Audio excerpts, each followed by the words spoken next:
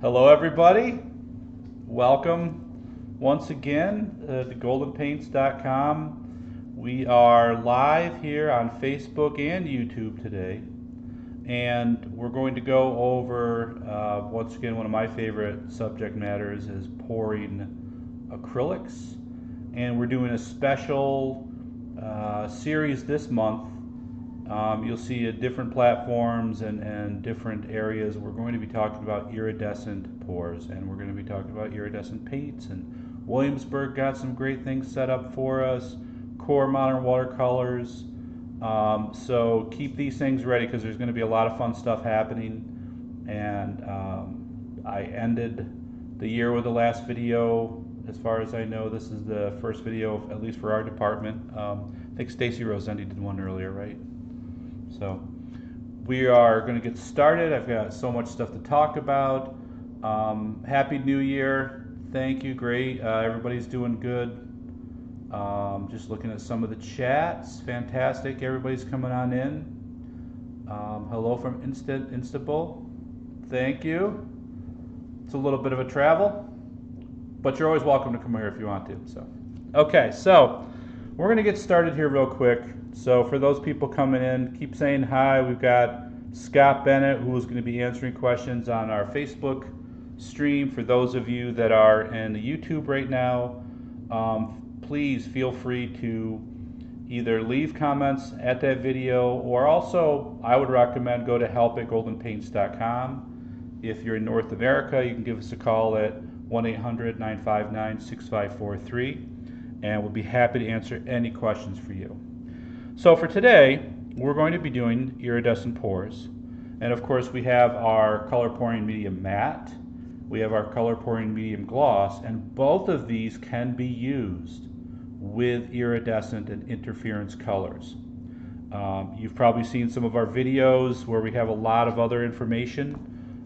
We've got color charts that show all the different types of colors. Interference colors are a little bit different than iridescent colors. And the main difference being that interference is actually a color flip. It has more of a transparent quality. Iridescent colors are more solid. So think of iridescent gold and silver. These are pretty standard. So in the normal direct light, the gold looks like a gold surface, like a piece of actual metallic gold. And interference colors tend to be more ethereal, more translucent. Okay, and I'll give you a great example of interference colors here. If we go to this piece, I'm trying to balance here. Okay, so this is a piece that has some interference. These are actually some of our color travel paints. Interference color travel actually shift from one to the other. Down here you can actually see it go from like a purple to an orange, and that's actually the same pigment. There's also a green silver, and then there's an orange one in here.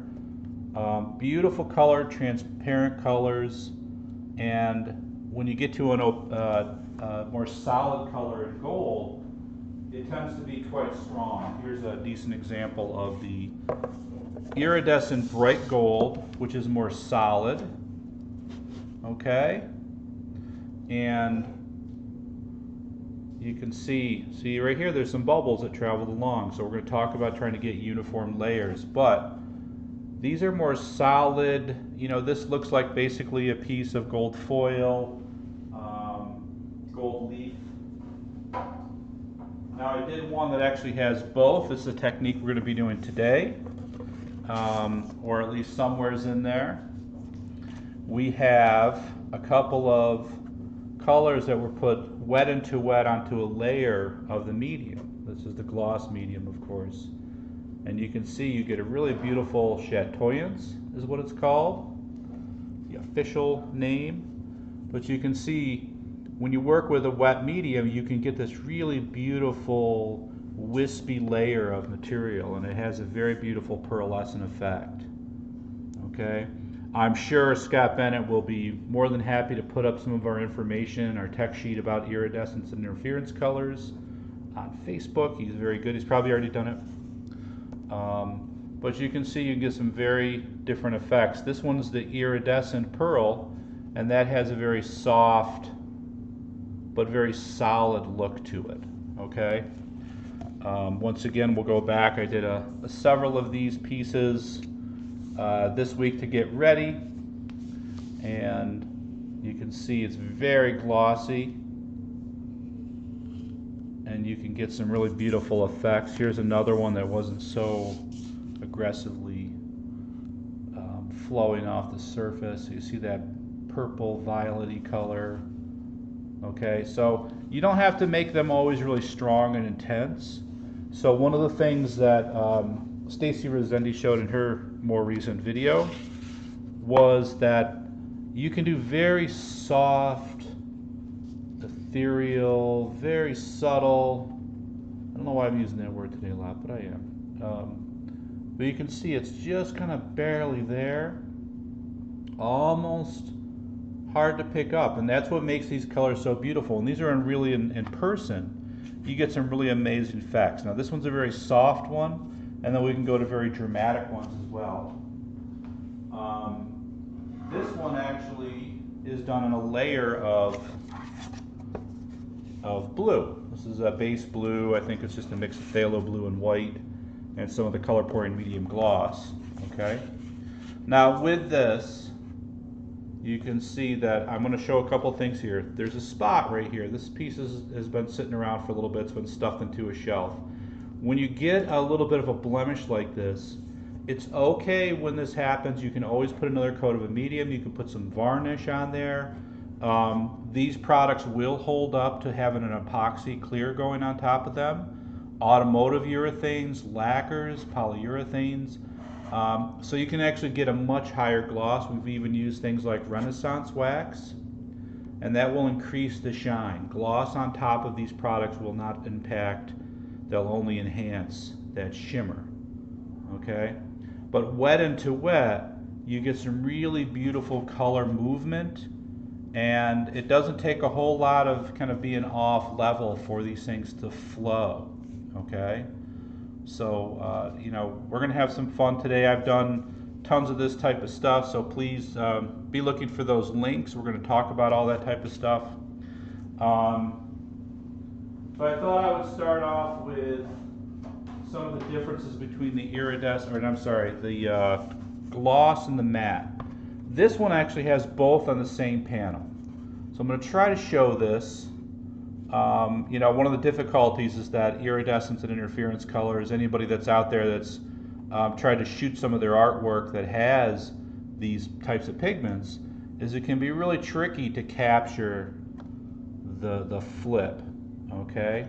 But these things really pop, especially in the right angle. You see you have a nice strong light today, so I can get a really beautiful effect. But with these matte products, they're still very shiny. There's still a beautiful reflectance that's observable, but this product shrinks down more. So where this drizzle line comes through, it's actually cutting down through the gloss. There's a physical valley right in here that's from this is interference red mixed with the matte, and it drizzled across, and it creates actually a nice beautiful physical surface texture. So you can actually use those differences to your advantage, but if you don't want that to happen, you want it to be very uniform, you usually have to stick with one or the other. Okay, so this one's just drizzled on there. It's a really nice effect. Great appearance. I'm trying to get some nice kind of candy shots here for everybody, because you know we are going to be talking about iridescence, and if you haven't seen these things live, do yourself a favor. You know, you don't have to always do, you know, incredibly strong, you know, out there type of applications, but you can have just soft shimmers that just really can pull a painting together. They're really fantastic to work with. Now, when you're working with these products, adding some gloss medium is really important. Gloss products will give you a better pop, a better depth. Much like when these products are used for automotive clears. when they do car finishes, they want their really high depth of a metallic. You do this in layers. So when we do these applications like this, if you use the full strength paint, it's not going to be actually as dramatic. It certainly won't have the same type of reflectance. You need to have a nice glossy smooth surface that will actually give you much better depth. So if you have, for example, in here, even these areas that are certainly not as intense as the glossy stuff, if you actually wanted to bring some of that out, you can just by doing a clear on top of them, a gloss coat. And it could be textural, it could be smooth, you could spray it, pour it, brush it on. It's really up to you and what you want to do, okay? So let's get started with some applications. I'm always excited about this stuff. Bouncing off the walls here. I will try my best to not make a big mess unless it's in the tray. So for those of you that are in the ownership level of this particular room, I'll do my best. There's no promises because it can get really messy pretty quickly. So I've got some panels here. We'll do some different things on these. All right, now these are just some gesso board. Okay, pretty standard. These are pretty good for doing stuff like this because when you put a wet layer on, you'll get warping of your board, okay? So this is a great test piece. I love this particular piece, but it's warped. I'll show this with the front camera, okay?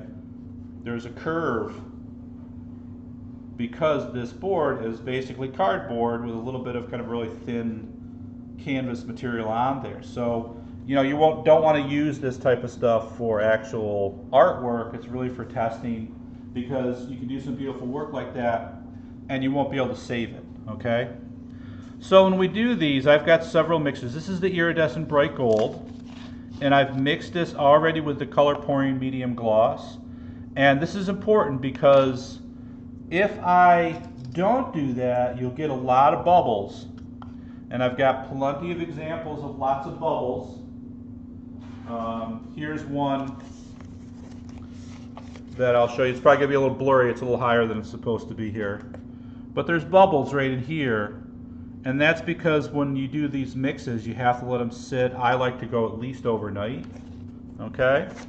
But you can see those bubbles can actually mess up a pour. This is a little bubble. I don't know if you can see this, but the bubble actually traveled along the surface.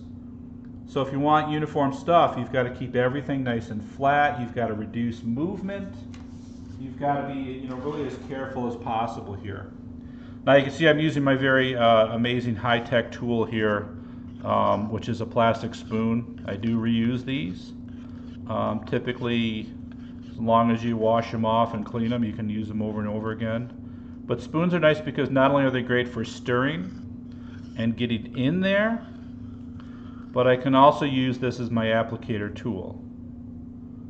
So I'm going to do a little puddle right there.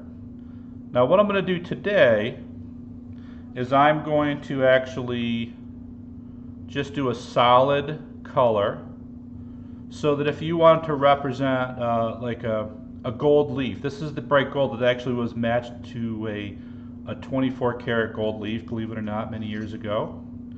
And when you do this application, when it dries, it's going to be a really beautiful shiny surface.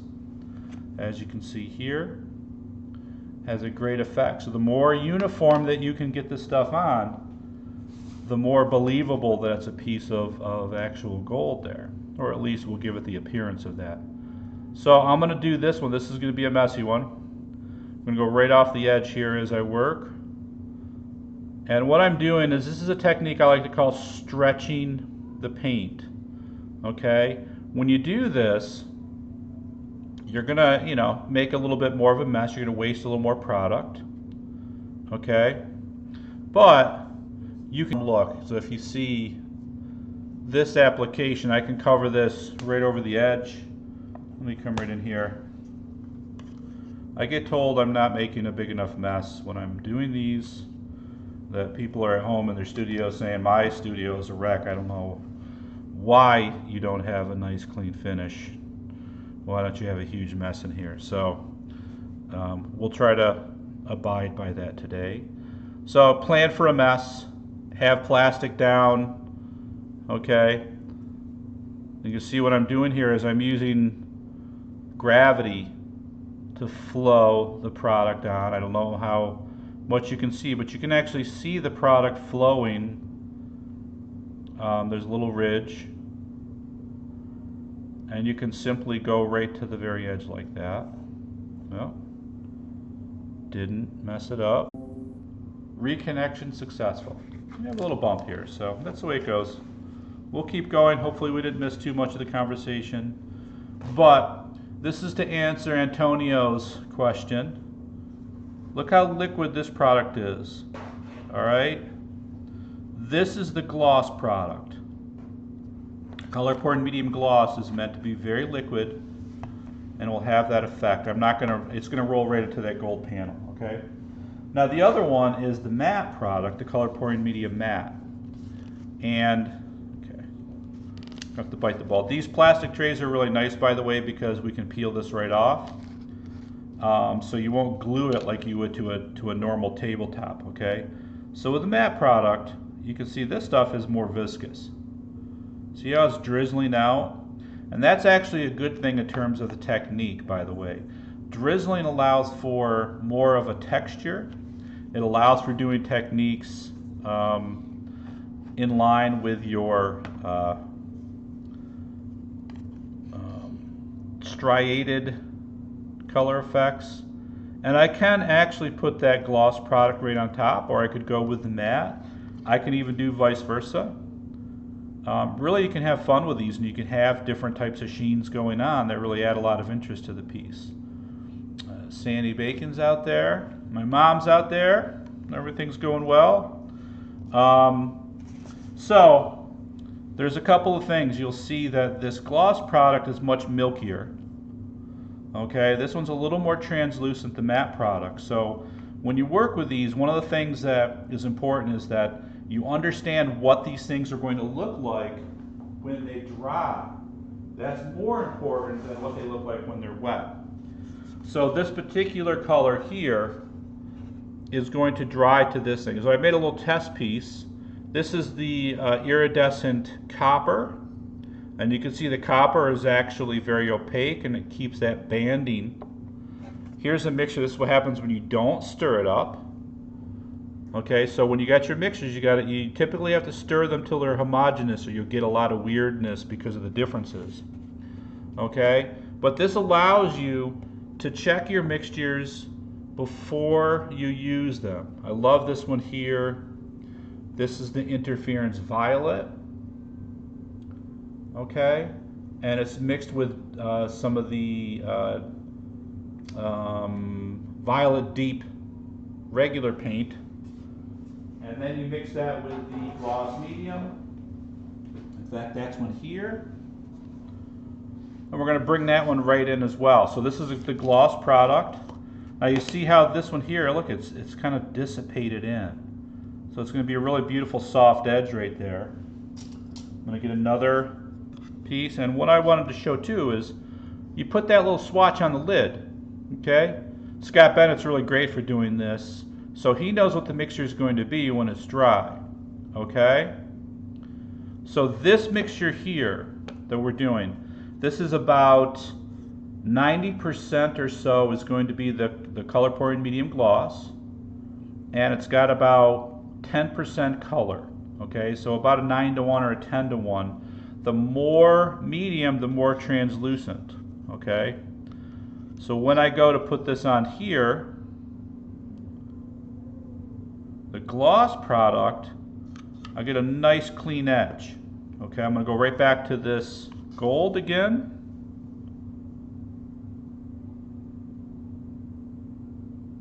And this allows for nice clean crisp edges. Okay, there are some pigment differences, so that may happen to cause some changes later. But I can go right into here, and both of these products will behave just a little bit differently. This one's going to shrink down, but because there's actually a mix in here, we're going to get a little bit of interesting stuff going on. You can see this one's trying to come over and join its buddy. And that. Okay, so we're going to move that around. Apparently, it wants to move. So what I'm doing here is the layer of the clear. This could be white, it could be a base color, the sky blue like I did on the other one. You can actually stretch that paint out. The little bit of a base layer, some people will cover the whole thing, and that'll actually give me the ability to let the paint flow a little bit different. Now if you look at this edge, what happens is the paint rolls along and it hits that dried edge, and it does a very different effect than when you have a wet layer. Okay, so I'm trying to see if I can do that, get it out of the way. See how it's much more translucent. It's kind of giving a nice little blend as they overlap one another. Okay, so I'm tilting the angle here a lot because I'm trying to get the paint to go to this one corner here. So once it's hit that corner, then I can go flat again. Okay, so this is how you get these really beautiful effects like this, is just slowly tilting. If you don't like, let's say here in this little clear area, that would dry white.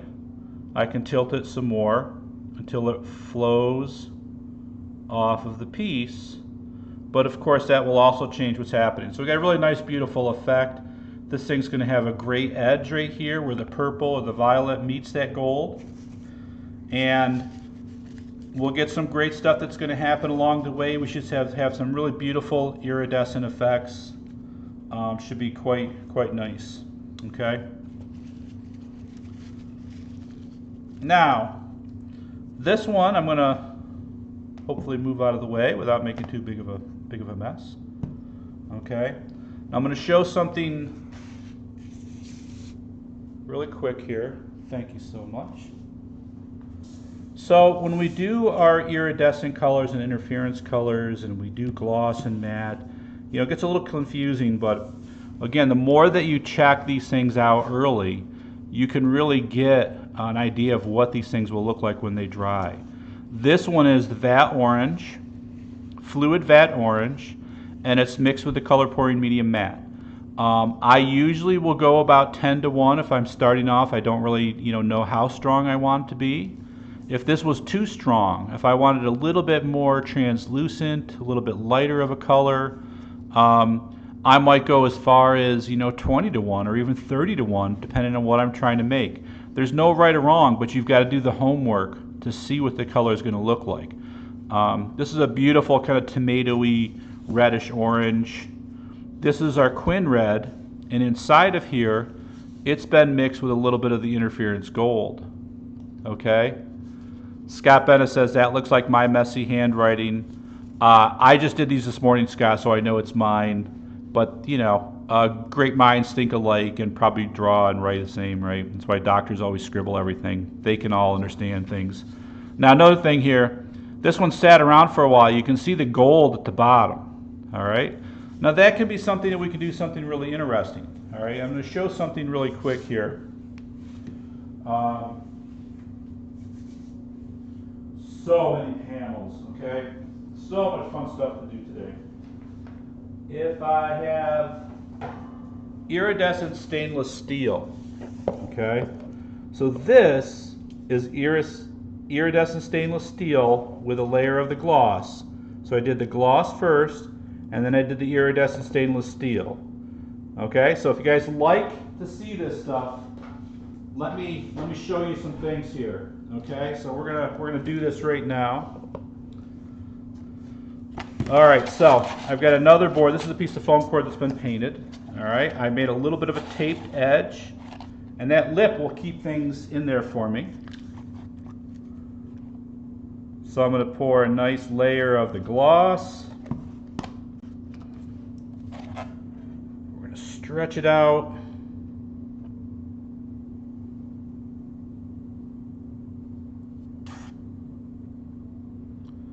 And I know that I'm probably missing all sorts of topics and things. We are here to help out. Obviously, we all have our own little mindset while we're trying to actually, create some sort of semblance of artwork here. But you see how I'm tilting and stretching this. I'm going to get it all the way to the edge before I start. And this just gives me a great base, okay? Once you do this, now the paint's going to glide all over, and I've got a nice little mixture here.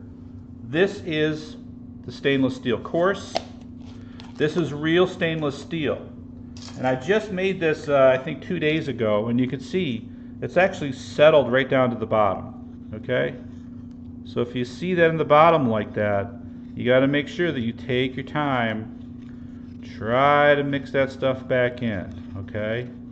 If you go really fast, it's in the gloss product, by the way. If you go really fast, you're going to have big lumps, you're going to have bubbles, okay? But you can see how there's these little striations in there. I kind of want it not to be perfect for this one, okay? So what I'm going to do now is I'm going to pour some out. And when I did the other one, essentially I found that it was really nice to do spots as opposed to everything in the middle, okay? Don't always have to put everything in the middle. Okay, so I'm going to do 4 like this. I'm going to now manipulate. Okay, I mean you can certainly keep it as a solid thing, but you know, a circle. But you can also move these things around. And what happens is this pigment is so dense, it's going to start to settle down. And you can already see right here, right in between these, you see that little kind of ghosty thing? That's actually pigment that's settled down into the base. So the longer the stuff sits around, the more of a ghost effect that you'll get. And that can be really, really gorgeous, okay? So I'm going to put this one over to the side real quick. And we're going to do one last one here. I know we run out of time so fast with these. Please let us know what more you want to see. We love doing these. I'm going to do another layer. This is that iridescent violet. And I'm going to go over this really dry, transparent blue layer. Okay? So we do a nice layer. You can see it's not perfectly mixed, so it's got a little translucency. Okay? Now I can come in with some of this interference gold that I have mixed up. Quick little stir. Get some from that bottom. And then I can work it into the surface. And if I like that squiggle, I just leave it alone and don't mess with it. It'll stay pretty much right there, okay? In this case, we're looking to have a little fun here, okay? Might come in with some of this stainless steel. Okay, don't be afraid to experiment. That's what it's all about. Have fun with these things, okay? And then I can come in, I can tilt over these pieces, and I can create